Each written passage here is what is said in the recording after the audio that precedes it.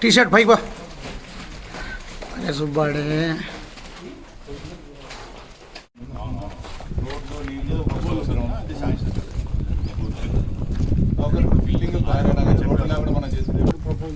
చింతనమడపల్లి Jain colony నుంచి అది రెండు ప్రపోజల్ చేసినారు.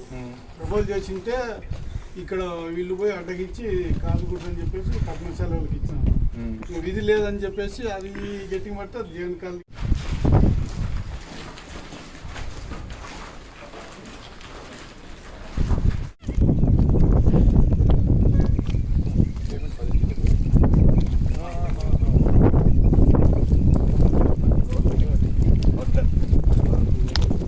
కడప జిల్లా పులివెందుల నియోజకవర్గంలో ఉన్న మండల కేంద్రం ఉన్న వేంపల్లిలో ఉన్న ప్రభుత్వ డిగ్రీ కళాశాలకు పక్కా భవనాలు నిర్మించాలని చెప్పి గత ప్రభుత్వం 20 కోట్లను మంజూరు చేయడం జరిగింది.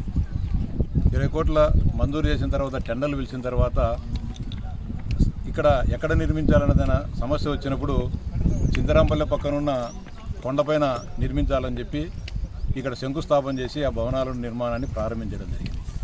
ఎక్కడైనా కూడా ప్రపంచవ్యాప్తంగా ఒక భవనాలు కట్టాలన్నప్పుడు కానీ ఇల్లు కట్టాలన్నప్పుడు కానీ విద్యాసంస్థలను ఏర్పాటు చేయాలన్నా పరిశ్రమలు ఏర్పాటు చేయాలన్నా ఏమి ఏర్పాటు చేయాలన్నా కూడా ముందు అక్కడికి కావాల్సిన కనీస మౌలిక సౌకర్యాలు ఉన్నాయా లేదా, మౌలిక సౌకర్యాలను లేకపోతే వాటిని ఏర్పాటు చేసిన తర్వాతనే వాటిని ఏర్పాటు చేయడం జరుగుతుంది. ప్రధానంగా ఎక్కడైనా కానీ ఏర్పాటు చేయాలంటే రహదారి ముఖ్యం, విద్యుత్తు, నీరు, ఈ మూడు ఉన్న తర్వాతనే మిగతా భవనాల నిర్మాణాలను మిగతా అన్ని కూడా కార్యక్రమాలు ప్రారంభించబడుతుంది.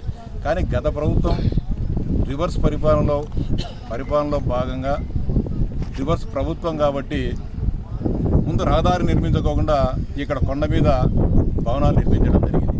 అంటే ఇలాంటి రహదారి ఏర్పాటు చేయకుండా కనీసం కాలిబాటగా లేకోకుండా ఎక్కడో దూరంగా 7-8 కిలోమీటర్ల దూరం నుంచి కాంట్రాక్టర్లు పైకి మెటీరియల్ను తీసుకొని వచ్చేసి భవనాలు నిర్మించడం జరిగింది. 20 కోట్లకు కానీ ఇప్పుడు 12 కోట్ల రూపాయలు విలువ చేసే పనులు పూర్తయినాయి. 10 కోట్ల బిల్లులు రావడం జరిగింది. 2 కోట్ల రూపాయల బిల్లులు పెండింగ్లో ఉన్నాయని చెప్తున్నారు. అంతేకాకుండా ఇంకొక 7-8 కోట్ల రూపాయల ఖర్చు చేస్తే తప్ప ఈ భవనాలు పూర్తి కాని పరిస్థితి. అంటే చాలా అన్యాయం. అంటే అప్పుడుండే అధికారులు కానీ ముఖ్యమంత్రి గారు కానీ లేకుంటే కనుక ఎంపీ గారు కానీ ఈ మండల వైఎస్ఆర్సీపీ నాయకులు కానీ ఏమాత్రం ముందు చూపు లేకోకుండా ఉన్న పొలంగా ఇక్కడ కట్టి ఈరోజు భవనాలు పూర్తయినా కూడా ఇక్కడికి పిల్లలను మార్చలేని దుస్థితికి తీసుకొని జరిగింది. అంతేకాకుండా ఇటీవల మేము కేంద్ర ప్రభుత్వ పథకాలకు ప్రతిపాదనలు చేసినప్పుడు పిఎం ఉషా పథకం కింద వేంపల్లి డిగ్రీ కళాశాలకు 10 కోట్ల రూపాయలు మంజూరు చేస్తామని కూడా చెప్పినారు. ఆ మేరకు లోకేష్ బాబు గారు కూడా కేంద్ర హెచ్ఆర్డి మానవ వనరుల మంత్రిత్వ శాఖతో మాట్లాడడం జరిగింది. దాదాపుగా అనుమతులు కూడా త్వరలోనే వస్తాయి. ఆ 10 కోట్ల రూపాయలతో ఈ భవనాలు పూర్తి చేయడం జరిగింది. భవనాలు పూర్తి చేసినా కూడా మళ్ళీ రహదారి సమస్య పునరావృతమవుతుంది. దీనికి గాను లోకేష్ బాబు గారి దృష్టికి గత వారం క్రితం తీసుకుపోయినప్పుడు ఆయన కూడా సానుకూలంగా స్పందించడం జరిగింది.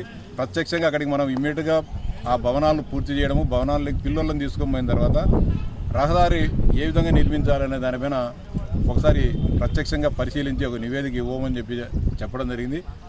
ఆయన సూచనల మేరకు ఈరోజు ఇంజనీర్లతో మన కళాశాల ప్రిన్సిపాల్ గారులందరితో కూడా ఈ కళాశాల అసంపూర్తిగా ఉన్న భవనాలను ఏ విధంగా మనం ఈ రహదారి నిర్మించాలనే దానిపైన పరిశీలించడం జరిగింది.